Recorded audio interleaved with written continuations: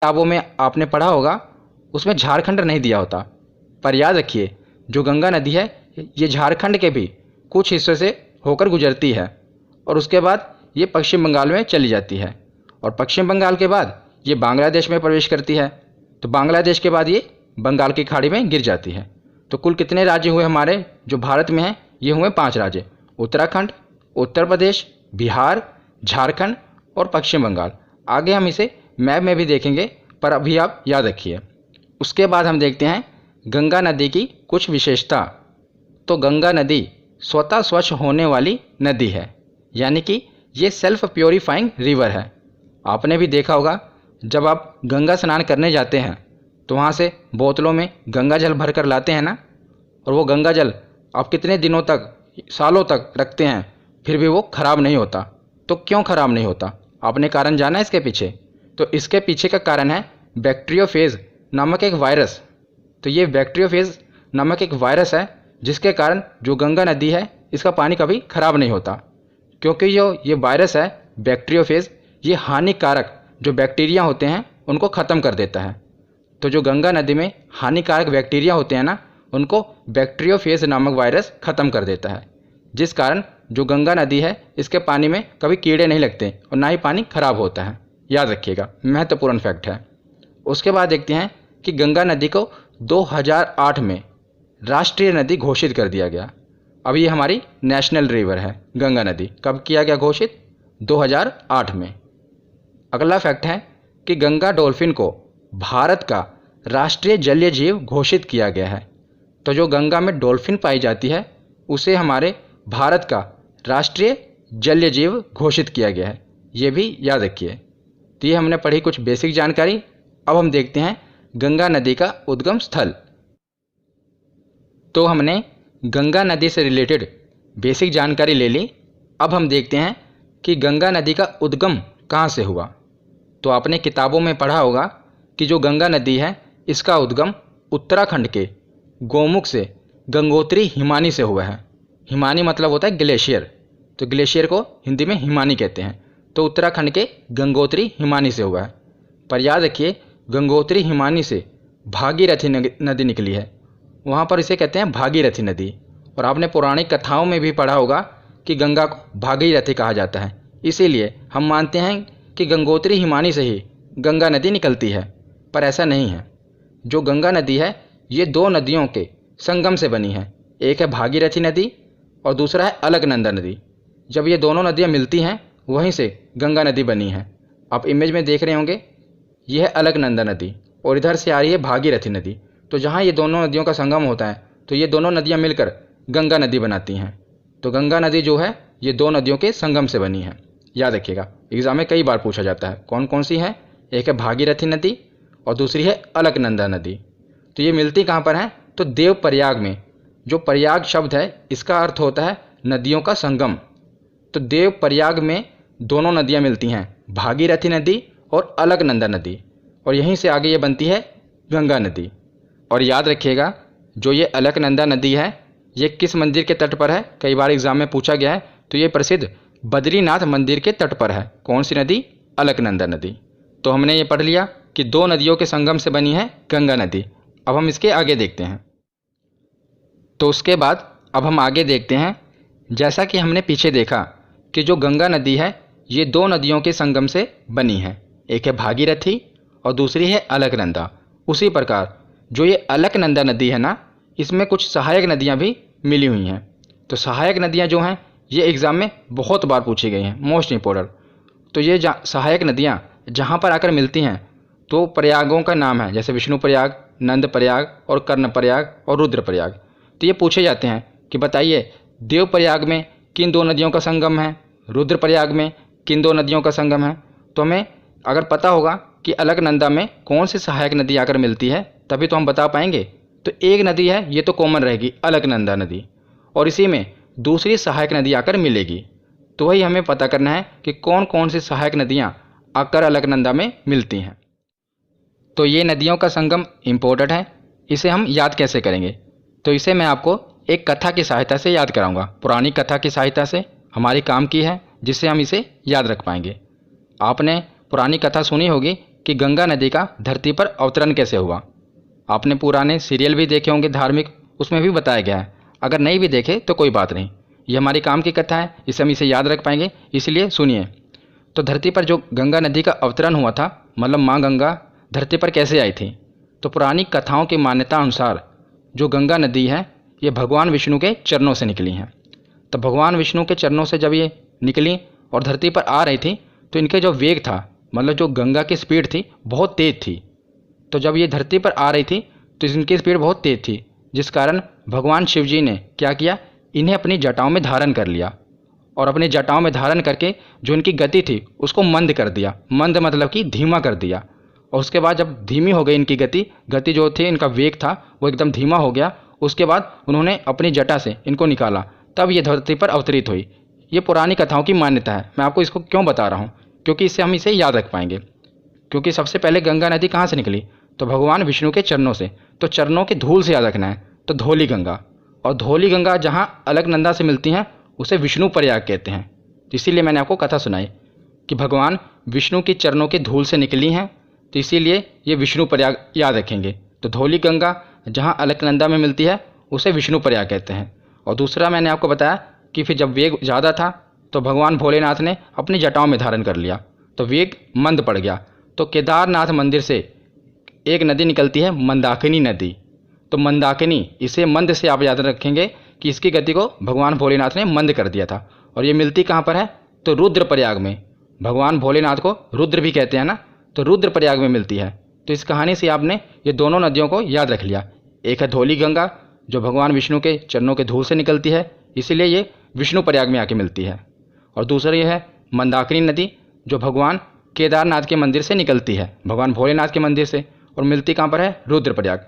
तो रुद्रप्रयाग में अलकनंदा और मंदाकिनी मिलती है और विष्णु प्रयाग में अलकनंदा और धौली गंगा मिलती है। पहले आप इसे डायग्राम में देख लीजिए, उसके बाद मैं दोबारा आपको बता दूंगा। तो ये दो नदियाँ हो गई। उसके बाद है एक नंदाकिनी नदी, ये कहाँ पर आके मिलती है, तो नंद प्रयाग में। ये तो आसानी से याद रख लेंगे, नंदाकिनी नंद प्रयाग में मिलती है। इसमें एक नदी कॉमन रहेगी अलकनंदा, और दूसरी नदियाँ इसमें आके मिलेंगी।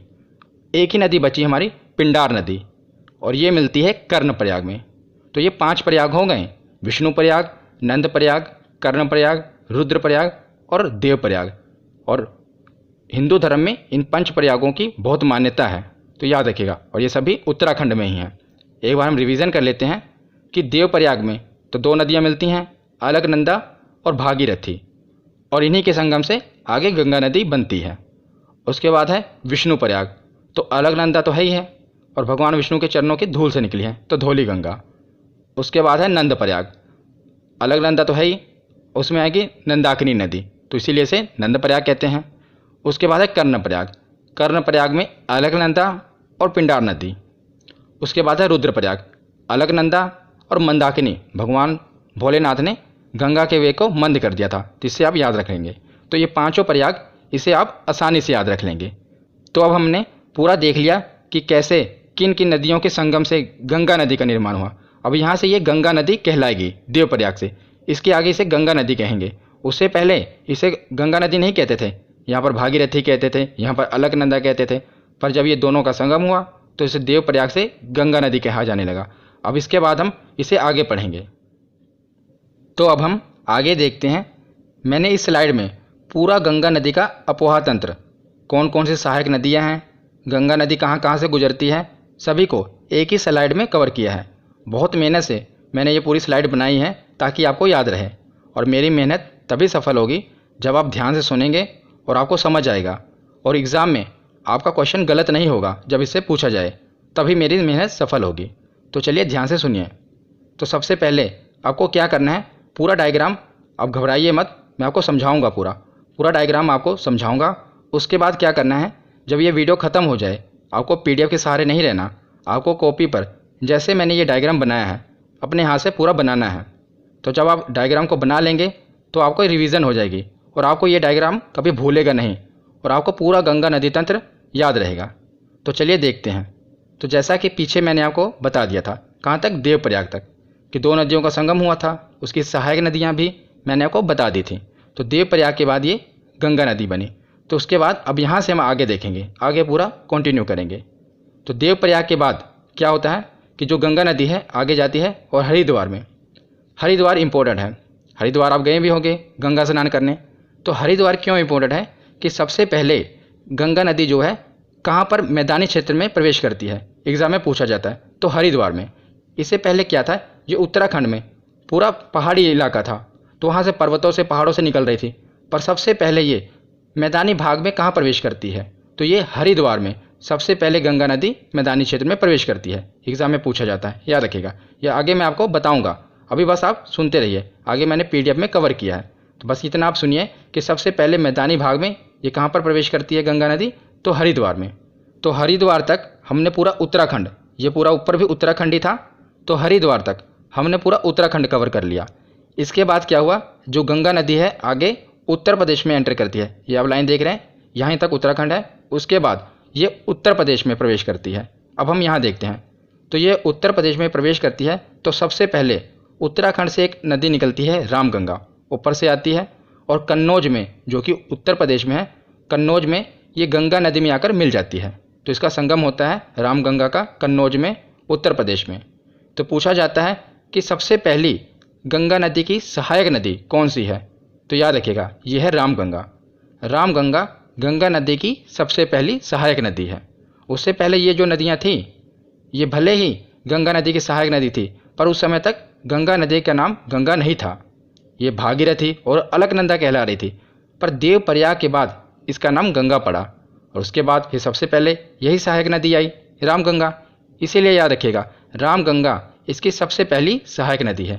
और ये भी याद रखिएगा कि एग्ज़ाम में ये पूछा जाता है कि ये दाईं ओर से आ रही है या बाईं ओर से, तो ये आप क्लियर रखिएगा। गंगा नदी ऐसे आ रही है ना, इस तरफ जा रही है, तो दाईं ओर कौन सा होगा, तो ये होगा दाईं ओर, और ऊपर होगा बाईं ओर। याद रखिएगा ये राइट साइड है और ये लेफ्ट साइड है, आप अपने हिसाब से देखिएगा, ठीक है ना। तो कन्नौज में कौन सी नदी मिल रही है, रामगंगा नदी, और ये कहाँ से आ रही है, उत्तराखंड से, और ये गंगा नदी की सबसे पहली सहायक नदी है। तो उसके बाद क्या होता है, कन्नौज के बाद आगे गंगा नदी जाती है प्रयागराज में। प्रयागराज जिससे पहले इलाहाबाद कहा जाता था, और यहीं पर गंगा, जमुना और सरस्वती तीन नदियों का संगम होता है। कहाँ पर, प्रयागराज में। पर जो सरस्वती नदी है वो विलुप्त हो चुकी है, मतलब कि वो भूमिगत है, ऊपर नहीं दिखती। पर जो यमुना नदी है ये हम देखते हैं। तो यमुना नदी कहाँ से निकलती है, तो हमने देखा था गंगोत्री हिमानी, यहाँ से निकली थी भागीरथी नदी, उसी के बगल है यमुनोत्री हिमानी। तो उत्तराखंड के बंदरपूंछ में यमुनोत्री हिमनद से, हिमनद मतलब क्या होता है, मैंने आपको बताया था ग्लेशियर, इसी को हिमानी भी कहते हैं। तो यमुनोत्री हिमानी से निकलती है यमुना नदी। आसान है कि यमुनोत्री हिमानी से निकल रही है तो यमुना नदी है। तो गंगा नदी के समानांतर ये बहती हुई आती है और क्या करती है, प्रयागराज में आकर गंगा नदी से मिल जाती है। और यमुना नदी को याद रखेगा कालिंदी नदी भी कहते हैं। एग्जाम में पूछा गया था कि किस नदी का अन्य नाम कालिंदी है, तो यमुना नदी को ही कालिंदी नदी कहा जाता है। आगे ये सब फैक्ट मैं आपको पीडीएफ में दोबारा बताऊंगा, अभी हम रिवीजन करेंगे, पर अभी आप बस सुनते रहिए। तो यमुना नदी को कालिंदी नदी भी कहते हैं, और ये निकलती कहाँ से है, तो यमुनोत्री हिमनद से निकलती है। और दूसरा फैक्ट ये है कि गंगा नदी की सबसे लंबी सहायक नदी कौन सी है, तो कौन सी है आप देख ही रहे होंगे, तो ये है यमुना नदी। ये सबसे लंबी सहायक नदी है गंगा नदी की। और आगे बढ़ने से पहले, गंगा नदी के आगे बढ़ने से पहले हम कुछ यमुना नदी के भी सहायक नदियाँ देख लेते हैं जो कि इम्पोर्टेंट हैं। तो यमुना नदी में सबसे पहले सहायक नदी आकर मिलती है चंबल, जो कि इंदौर से निकलती है। इंदौर कहाँ के, मध्य प्रदेश से। तो चंबल नदी आकर इसमें मिल जाती है। और चंबल नदी से याद रखना कि जो घड़ियाल हैं ये चंबल नदी में पाए जाते हैं। ये एक एग्जाम में पूछा गया था कि घड़ियाल किस नदी में पाए जाते हैं, तो याद रखिएगा चंबल नदी में घड़ियाल पाए जाते हैं। ये मगरमच्छ की तरह ही होते हैं घड़ियाल। तो ये चंबल नदी कहाँ से निकलती है, मध्य प्रदेश के इंदौर से, और यहाँ ऊपर आके यमुना नदी में मिल जाती है। और ये भी याद रखना कि जो ये चंबल नदी है ये यमुना नदी की सबसे बड़ी सहायक नदी है। जिस प्रकार यमुना नदी गंगा नदी की सबसे बड़ी सहायक नदी है, उसी प्रकार चंबल नदी यमुना नदी की सबसे बड़ी सहायक नदी है। उसके बाद दूसरी सहायक नदी है बेतवा, ये निकलती है विंध्य पर्वत मध्य प्रदेश से, और उसके बाद ये भी यमुना नदी में मिल जाती है। और तीसरी सहायक नदी है केन, ये निकलती है कैमूर पहाड़ी मध्य प्रदेश से, और ये भी ऊपर जाकर यमुना नदी में मिल जाती है। अब ये यमुना नदी में मिलती हैं और यमुना नदी गंगा नदी में मिल जाती है, तो बताइए ये जो 3 नदियाँ हैं ये गंगा की सहायक नदियाँ हैं या नहीं? तो हैं। अगर ये यमुना की सहायक नदियाँ हैं तो बाद में यमुना भी तो गंगा में मिल जा रही है। इसका पानी यमुना में मिल रहा है और यमुना का पानी गंगा में मिल रहा है, तो ये यमुना और गंगा दोनों की सहायक नदियाँ हो जाएंगी, चंबल, बेतवा और केन। ठीक है, याद रखिएगा ये तीनों यमुना में मिल रही हैं। तो यहाँ पर हमने देख लिया, और हमने ये भी देख लिया कि जो यमुना नदी है ये प्रयागराज में आकर मिल रही है, और प्रयागराज में गंगा, जमुना और सरस्वती ये तीनों नदियाँ मिलती हैं। तो ये हमने देख लिया। तो प्रयागराज के बाद गंगा नदी आगे बढ़ती है और जाती है गाजीपुर में। तो गाजीपुर में क्या होता है, ऊपर से एक नदी आ रही है, गोमती नदी।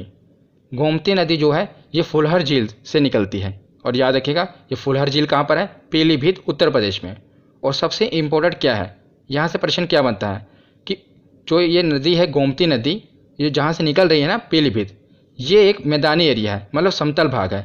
अभी तक हमने देखा कि जितनी भी सहायक नदियाँ निकल रही हैं ये किसी न किसी पहाड़ी से निकल रही हैं, पर्वत से निकल रही हैं, पर इकलौती ऐसी सहायक नदी है गोमती, जो कि एक मैदानी भाग समतल एरिया से निकल रही है। और कहाँ से, फुलहर झील से।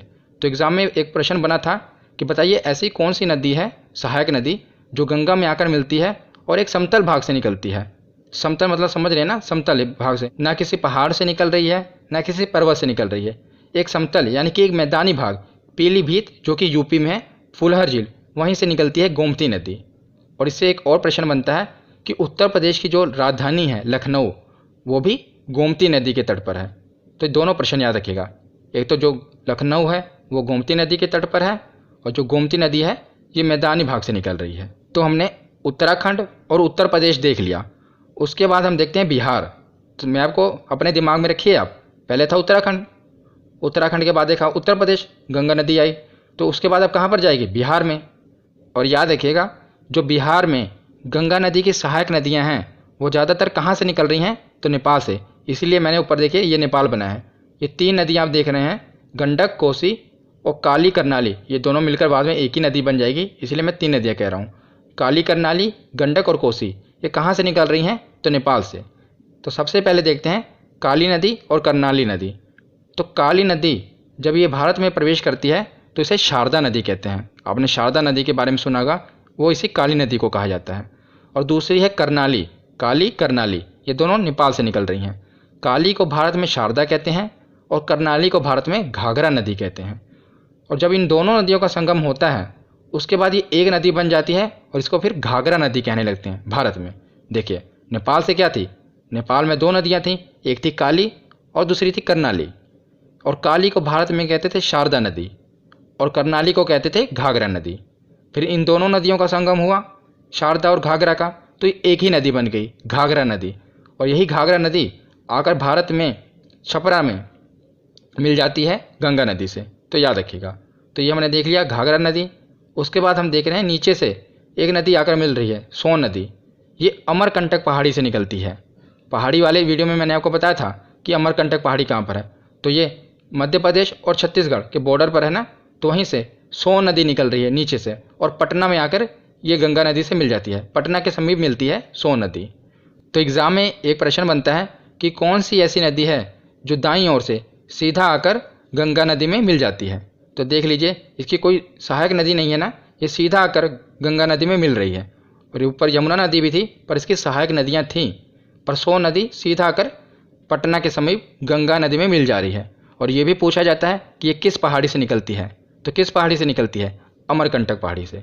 तो यहाँ तक हमने छपरा और पटना तक देख लिया। उसके बाद देखते हैं ऊपर नेपाल से एक और नदी आ रही है, गंडक नदी, और ये सोनपुर में आकर मिल जाती है गंगा नदी से। तो कौन सी नदी आ रही है, गंडक नदी। एग्ज़ाम में क्या प्रश्न बनता है वो भी मैं आपको बता रहा हूँ कि नेपाल से कौन कौन सी नदियाँ निकलकर गंगा नदी में मिल जाती हैं। तो काली करनाली जिसे घाघरा कहते हैं, और गंडक, और एक आगे है कोसी, ये नदियाँ नेपाल से निकलती हैं। और मैं आपको साथ साथ ये भी बता रहा हूँ कि किस जगह पर आकर ये गंगा से मिल जाती हैं। तो गंडक नदी सोनपुर के समीप आकर गंगा नदी से मिल जाती है। तो उसके बाद है कोसी नदी, मोस्ट इम्पोर्टेंट, ये भी नेपाल से आ रही है। और ये कुर्सेला, बिहार में एक जगह है कुर्सेला, उसी के समीप ये नदी गंगा नदी से मिल जाती है। कौन सी नदी, कोसी नदी। तो जो कोसी नदी है ये अपने रास्तों को बहुत बदलती है, इसीलिए ये बहुत कुख्यात है अपने रास्तों को बदलने के लिए।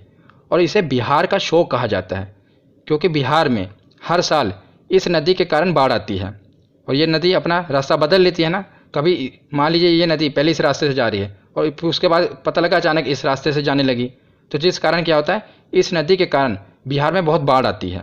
तो इसीलिए इसे बिहार का शोक भी कहा जाता है। किस नदी को? कोसी नदी को। और ये कुर्सेला में, बिहार के कुर्सेला में गंगा नदी से आकर मिलती है, याद रखिएगा। तो हमने पूरा बिहार देख लिया। पहले हमने उत्तराखंड देखा, फिर उत्तर प्रदेश देखा और बिहार देख लिया। और उसके बाद हम आगे बढ़ते हैं पश्चिम बंगाल की तरफ। तो एक दार्जिलिंग की पहाड़ी, पश्चिम बंगाल में है ना दार्जिलिंग की पहाड़ी, वहाँ से एक नदी निकलती है, महानंदा नदी। ये गंगा नदी की आखिरी सहायक नदी है, याद रखिएगा। सबसे पहले कौन थी? रामगंगा, ये पहली थी। और आखिरी कौन सी है? महानंदा। ये भारत की बात कर रहा हूँ मैं कि भारत में आखिरी कौन सी है? महानंदा। तो महानंदा कहाँ से निकल रही है? दार्जिलिंग की पहाड़ी से निकल रही है। और ये फरक्का बैराज है, मतलब समझ लीजिए जो ये महानंदा नदी है ना, ये बिहार और पश्चिम बंगाल के बॉर्डर में बहती हुई जाती है और पश्चिम बंगाल में चली जाती है। कौन सी नदी है? महानंदा नदी, याद रखिएगा। ये निकलती कहाँ से है, ये पूछा जाता है। तो ये दार्जिलिंग की पहाड़ियों से निकलती है। कौन सी नदी है? महानंदा नदी। और सबसे इंपॉर्टेंट है, ये सबसे आखिरी सहायक नदी है, ठीक है। और उसी के बाद बना हुआ है फरक्का बैराज, आपको पता होगा पश्चिम बंगाल में है। यहाँ से क्या होता है, जो गंगा नदी है, अभी आपने देखा जो गंगा नदी है ये दो नदियों के संगम से बनी, उसके बाद एक नदी बनी उत्तराखंड से होते हुए उत्तर प्रदेश, बिहार, बिहार से झारखंड, फिर पश्चिम बंगाल, आगे जाकर क्या हुआ, फरक्का बैराज से फिर ये दो नदियों में बट गई। इसकी धारा थी जो गंगा नदी की, ये दो नदियों में बट गई। एक है हुगली और एक है पद्मा नदी। जो ये गंगा नदी है फरक्का बैराज से, जो कि पश्चिम बंगाल में है, वहाँ से दो धाराओं में बट जाती है। तो जो ये अपने पश्चिम बंगाल में आती है, नीचे की तरफ है पश्चिम बंगाल, तो यहाँ इसे कहते हैं हुगली नदी। और सबसे इम्पोर्टेंट ये है कि जो कोलकाता का शहर है ये कहाँ बसा है, तो ये हुगली नदी के तट पर है, कोलकाता शहर। एग्जाम में पूछा गया है कि कोलकाता शहर किस नदी के तट पर है, तो हुगली नदी के तट पर है। और यही नदी जो है दो धाराओं में बट गई, तो जो दूसरी धारा थी ये बांग्लादेश में चली गई और बांग्लादेश में इसे पद्मा नदी कहते हैं। और जो हुगली नदी है इसी में एक धारा, एक सहायक नदी आकर मिलती है, इसे कहते हैं दामोदर नदी। और ये छोटा नागपुर पठार से निकलती है दामोदर नदी, और ये हुगली नदी में जाकर मिल जाती है। और इसी दामोदर नदी को पश्चिम बंगाल का शोक भी कहते हैं। जिस प्रकार याद रखिए, कोसी नदी को किसका शोक कहते हैं? बिहार का शोक। तो शोक क्यों कहते हैं? क्योंकि ये नदी बाढ़ लाती है। तो इसी प्रकार दामोदर नदी है, पश्चिम बंगाल में बाढ़ का कारण है, इसीलिए दामोदर नदी को पश्चिम बंगाल का शोक कहते हैं। और ये किस नदी की सहायक नदी है? तो हुगली नदी की सहायक नदी है। तो अब हमने बांग्लादेश तक इसे देख लिया। पहले हमने उत्तराखंड देखा, उत्तराखंड के बाद हमने देखा ये उत्तर प्रदेश में गई, उत्तर प्रदेश के बाद बिहार देख लिया, बिहार के बाद झारखंड का थोड़ा सा एरिया अगर हम कहें तो मैं आपको बताऊं कि कहाँ से निकलती है, तो साहेबगंज जगह है झारखंड में, वहाँ से ये निकलती है। तो उसके बाद हमने देखा पश्चिम बंगाल, पश्चिम बंगाल के बाद हमने देखा कि ये दो धाराओं में बट गई, एक हुगली नदी हो गई और एक पद्मा नदी हो गई। ये गंगा नदी का ही नाम है, तो गंगा नदी को ही पश्चिम बंगाल में हुगली कहते हैं और बांग्लादेश में पद्मा नदी कहते हैं। तब इसके बाद हम आगे अगली स्लाइड में कंटिन्यू करते हैं। तो पिछली स्लाइड में हमने देख लिया कि जो गंगा नदी थी वो दो धाराओं में बट गई थी। ये तो अपने यहीं पश्चिम बंगाल में हुगली नदी हो गई, और यही गंगा नदी जब बांग्लादेश में एंटर करती है तो इसको कहते हैं पद्मा। ये थोड़ा सा रह गया, इसे भी देख लीजिए क्योंकि एग्जाम में प्रश्न बनेंगे इससे। तो पद्मा नदी कहते हैं बांग्लादेश में। और इसे पिछली वीडियो में मैंने आपको बताया था कि जो ब्रह्मपुत्र नदी है अरुणाचल प्रदेश से आते हुए, सिक्किम से होते हुए बांग्लादेश में जा रही थी ना, तो बांग्लादेश में उसे क्या कहते थे? जमुना। तो ब्रह्मपुत्र को कहते हैं जमुना बांग्लादेश में, और गंगा को कहते हैं पद्मा। तो ये दोनों नदियाँ एक जगह आकर मिल जाती हैं। और एक नदी है मेघना, जो कि बांग्लादेश से होते हुए इन धाराओं में मिल जाती है। तो तीन नदियों का संगम हो जाता है, पद्मा, जमुना और मेघना। और उसके बाद ये एक नदी बन जाती है जिसे मेघना नदी कहते हैं। फिर से बता देता हूँ, गंगा नदी जब बांग्लादेश में एंटर करती है तो उसे कहते हैं पद्मा, और ब्रह्मपुत्र नदी बांग्लादेश में एंटर करती है तो उसे कहते हैं जमुना, और बांग्लादेश से ही एक नदी है मेघना। ये तीनों नदियों का संगम होता है, और संगम होने के बाद एक नदी बनती है। तो इस नदी को क्या नाम देते हैं? बांग्लादेश वाली से कहते हैं मेघना नदी। और एग्ज़ाम में क्या प्रश्न बनता है? एग्ज़ाम में ये प्रश्न बनता है कि जो गंगा और जमुना इन दोनों नदियों का संगम जब बांग्लादेश में होता है तो उसे क्या कहते हैं? तो उसे मेघना नदी कहते हैं, याद रखिएगा। और यही मेघना नदी फिर जाकर समुद्र में मिल जाती है, और समुद्र में दुनिया के सबसे बड़ा डेल्टा सुंदरवन डेल्टा का निर्माण करती है। तो ये डेल्टा क्या होता है? ये मैं आपको आगे बताता हूँ।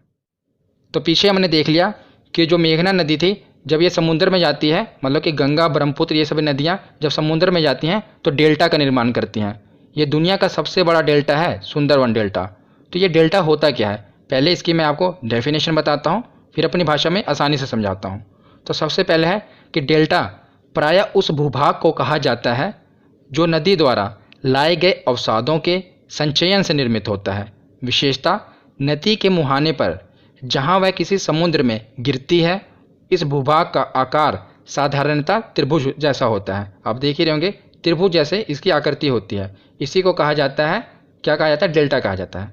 तो अब मैं आपको आसान भाषा में समझाता हूँ। आपने देखा होगा कोई भी नदी निकलती है तो पर्वत या पहाड़ों से निकलती है, ऊंचाई से। तो जब ये नदी ऊंचाई से निकलती है तो इसका बहाव बहुत तेज होता है, बहुत तेज़ी से बहती हुई आती है और अपने साथ मिट्टी, अवसाद ये सब लेकर बहती हुई आती है। तो जब ये पहाड़ी भागों से निकल रही होती है तब तो इसकी गति बहुत तेज़ होती है, पर जैसे ये मैदानी भाग में एंटर करती है, अब इसकी गति क्या होती है, मंद पड़ जाती है, मतलब धीमी हो जाती है। पर ये जो मिट्टी है अभी भी उसको बहाकर ले जा रही होती है, पर इसकी गति जो होती है स्लो हो जाती है। या ऐसे याद रखिए कि जब ये पहाड़ों से निकलती है तो ये तो पूरी जवान होती है, पर जैसे जैसे ये समतल ज़मीन पर जाती जाती है, बूढ़ी होती जाती है। अब जो इसमें शक्ति होती है, जो मिट्टी अपने साथ ये लेकर आ रही है, उसको जो धकेलने की क्षमता होती है वो बहुत कम हो जाती है। पहले तो जब ये ढालों से उतर रही होती है तो पूरा तेज़ी के साथ मिट्टी को बहाकर ले आ रही होती है, पर जैसे जैसे ये समतल भागों में एंटर करती है, इसको जो ढकेलने की क्षमता है, जो अपने साथ ये कचरा मिट्टी लेकर आ रही है, उसकी क्षमता कम हो जाती है। पर जैसे ये समुद्र के पास पहुंचती है बिल्कुल इसकी क्षमता खत्म हो जाती है। तो क्या करती है, मिट्टी को अपने साथ लाए गए जो गाद, मिट्टी, अवसाद है उसको जमा कर देती है। तो एक जगह जमा कर देती है सारा कचरा। पर उसके बाद क्या है, पर जो नदी है उसको तो कहीं ना कहीं से निकलना है ना, तो अलग अलग शाखाओं में बढ़ जाती है। जैसा कि आप इमेज में देख रहे हैं, ये देखिए नदी आई, उसने अपने साथ पूरा कचरा जमा कर दिया। अब उसके बाद क्या हुआ, नदी देख रहे हैं ना, अलग अलग शाखाओं में बट गई और जाकर समुद्र में मिल गई। तो इस प्रकार क्या हुआ, एक त्रिभुजाकार आकृति बन गई और इसी को कहते हैं डेल्टा। आशा करता हूँ आपको समझ आया होगा, इसी को क्या कहा जाता है, डेल्टा कहा जाता है। और यही डेल्टा जो है गंगा और ब्रह्मपुत्र नदी आकर बनाती हैं इसमें अपने बंगाल की खाड़ी में, और यही सुंदरवन डेल्टा पूरी दुनिया का सबसे बड़ा डेल्टा है, याद रखिएगा। तो अब हम कुछ महत्वपूर्ण तथ्य देख लेते हैं, इससे हमारा रिवीजन हो जाएगा। एक बार इसे भी कवर कर लेते हैं। तो अलकनंदा तथा भागीरथी के संगम को क्या कहते हैं, तो इसे गंगा नदी कहते हैं, जैसा कि मैंने आपको बताया। और गंगा की पहली सहायक नदी कौन सी है, तो कौन सी है गंगा की पहली सहायक नदी, तो ये है रामगंगा। गंगा की आखिरी सहायक नदी कौन सी है, तो ये है महानंदा। और गंगा की सबसे लंबी सहायक नदी, तो यह है यमुना। उसके बाद है कि गंगा नदी कहाँ से मैदानी क्षेत्र में प्रवेश करती है, तो ये हरिद्वार में मैदानी क्षेत्र में प्रवेश करती है। उससे पहले ये उत्तराखंड में पर्वत और पहाड़ों से निकल रही होती है, पर जैसे ही ये हरिद्वार में एंटर करती है वहाँ से ये मैदानी क्षेत्र में प्रवेश करती है। आगे है कि गंगा नदी के तट पर बसे प्रमुख शहर कौन कौन से हैं, तो सबसे पहले है प्रयागराज। प्रयागराज जिसे पहले इलाहाबाद कहा जाता था।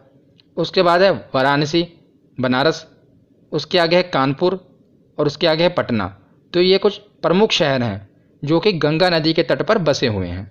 आगे है कि हुगली नदी के तट पर कौन सा प्रमुख शहर बसा है, तो मैंने आपको बताया था कौन सा प्रमुख शहर बसा है, तो कोलकाता। यह हुगली नदी के तट पर बसा हुआ है।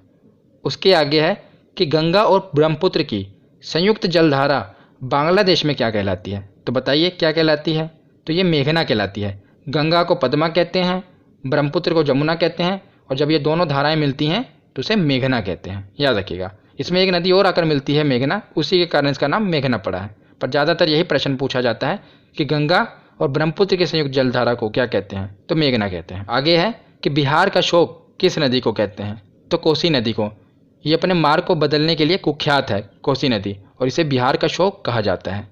आगे है कि बंगाल का शोक किसे कहते हैं, तो दामोदर नदी को बंगाल का शोक कहते हैं। आगे है कि गंगा की सहायक नदी जिसका उद्गम स्थल मैदानी भाग है, तो गोमती नदी। मैंने आपको बताया था ना कि गोमती नदी ऐसी नदी है जिसका उद्गम स्थल मैदानी भाग है। तो यहाँ पर हमारा थ्योरी सेक्शन कंप्लीट होता है। अब हम इसके प्रीवियस ईयर क्वेश्चन देखते हैं। तो चलिए अब प्रीवियस ईयर क्वेश्चन देखते हैं कि हमारे कितने क्वेश्चन सही होते हैं। सबसे पहला प्रश्न है कि गंगा नदी निम्नलिखित में से किस राज्य से नहीं गुजरती, तो कौन कौन से राज्यों से गुजरती है, पहले तो ये आपको पता होना चाहिए। तो सबसे पहले कौन सा था, बोलिए, उत्तराखंड। दूसरा उत्तर प्रदेश। तीसरा बिहार। चौथा झारखंड। 5वां पश्चिम बंगाल। तो इसमें देखिए कौन सा नहीं है, उत्तर प्रदेश, बिहार, बंगाल, ये तो है मध्य प्रदेश, यहाँ से नहीं गुजरती। अगला प्रश्न क्या है कि कालिंदी नदी का दूसरा नाम क्या है? तो बताइए क्या है? मैंने आपको बताया था यमुना। यमुना को ही कालिंदी नदी कहा जाता है, ये एनटीपीसी में पूछा गया था। उसके बाद अगला प्रश्न है कि केन नदी निम्नलिखित में से किसकी सहायक नदी है? पीछे मैंने आपको इसकी ट्रिक नहीं बताई, मैं आपको बता देता हूँ, मैं भूल गया था। इसकी ट्रिक भी है जिसे आप याद रख सकते हैं। तो जैसा कि ये 3 नदियाँ थी ना, चंबल, बेतवा और केन, इसे याद रखने का तरीका भी है। तो इसे आप KBC से याद रख सकते हैं, KBC। कौन बनेगा करोड़पति वाला ना, मैंने उल्टा लिख दिया KBC। तो K से केन, B से बेतवा और C से चंबल। तो केन, बेतवा, चंबल, ये आप KBC से याद रख पाएंगे। आप लिखेंगे KBC, उसी से केन, बेतवा और चंबल, इससे आप याद रखें। तो केन नदी निम्नलिखित में से किसकी सहायक नदी है? तो ये है यमुना की सहायक नदी, यमुना की सहायक नदी है। आगे देखते हैं कि गंगा में मिलने वाली नदी जिसका उद्गम अमरकंटक में है। तो अमरकंटक पहाड़ी से कौन सी नदी निकल रही थी? तो ये निकल रही थी सोन नदी। पीछे हमने देखा था ना कि अमरकंटक पहाड़ी से ऊपर जाकर मिल रही थी। कहाँ पर मिल रही थी? तो पटना में मिल रही थी। कौन सी नदी थी? तो सोन नदी थी, याद रखिएगा। उसके बाद आगे देखते हैं कि अलकनंदा और धौली गंगा का संगम कहाँ होता है? तो धौली गंगा कहाँ से निकली थी? भगवान विष्णु भगवान के चरणों के धूल से निकली थी, तो विष्णु प्रयाग। तो विष्णु प्रयाग में इसका संगम होता है, अलकनंदा और धौली गंगा का, याद रखिएगा। उसके बाद अगला प्रश्न देखते हैं कि निम्नलिखित में से कौन सी नदी यमुना नदी में नहीं मिलती? तो बताइए कौन सी नहीं मिलती? हमने पढ़ा था KBC, केन, बेतवा, चंबल, ये तो मिलती हैं। बचा कौन सा? तो सोन नदी। ये यमुना नदी में नहीं मिलती, ये डायरेक्ट गंगा नदी में मिल जाती है, ठीक है ना। और कहाँ से निकलती है? अमरकंटक पहाड़ी से। अगला प्रश्न है कि अलकनंदा के साथ वह कौन सी नदी है जिसका संगम रुद्रप्रयाग में होता है? तो बताइए, रुद्रप्रयाग भगवान भोलेनाथ का दूसरा नाम है रुद्र। तो ये निकलती कहाँ? केदारनाथ से निकलती है और रुद्रप्रयाग में मिल जाती है। और भगवान भोलेनाथ ने क्या किया था? गति को मंद किया था। तो मंदाकिनी, याद रखिएगा। कौन सी नदी है? मंदाकिनी नदी। ये अलकनंदा और मंदाकिनी नदी रुद्रप्रयाग में मिल जाती हैं। उसके बाद अगला प्रश्न है कि दामोदर नदी निकलती है, तो कहाँ से निकलती है? तो ये छोटा नागपुर पठार से निकलती है, मैंने आपको बताया था। और हुगली नदी की ये सहायक नदी है, दामोदर नदी, और इसे बंगाल का शोक भी कहा जाता है। उसके बाद अगला प्रश्न आ भी गया, देखो कि बंगाल का शोक किस नदी को कहा जाता है? तो मैंने आपको अभी बताया कौन सी नदी है? दामोदर नदी, इसे बंगाल का शोक कहा जाता है। अगला प्रश्न है कि बिहार का शोक किसे कहा जाता है? ये तो बहुत इंपॉर्टेंट है, किसको कहा जाता है?